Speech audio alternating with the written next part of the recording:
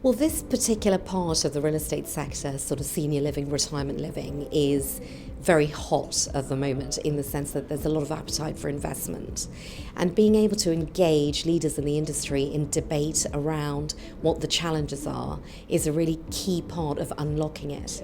And so being able to participate in a roundtable like this in conjunction with Property Week is just ideal from our perspective in terms of trying to get this sector motoring. The aspect that attracted us to the retirement sector was initially a subjective one.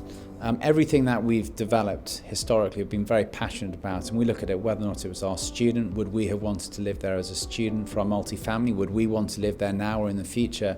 And then for the senior living, it was, would I want my mother or my father to live in a care home? We're seeing a huge amount of appetite in terms of investment into the retirement living, senior living sector.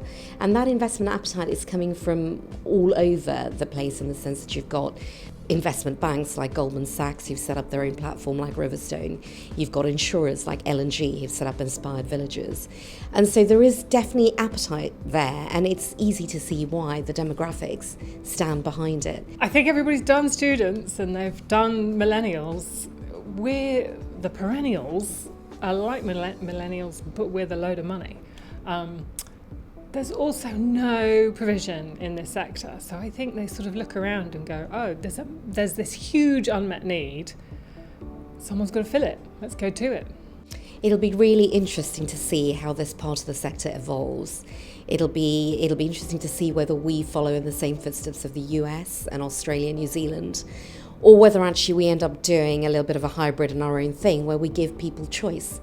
Buy if you can afford to buy, rent actually if you want to keep some form of income from your own home and avoid SDLT. And hybrids. And the other aspect that'll be interesting is to see whether the idea around intergenerational living takes off. So people like Justin Shee and the Cohab, and this notion that actually the elderly would quite like to live with the young. As an investment vehicle, why is the rental model brilliant? It delivers everything that the big pension funds love, which is steady, recurrent income. And I quite like the sort of circle of life. You know, the money that we make is going into pension funds and we're looking after old people, and do you know what I mean? I like that.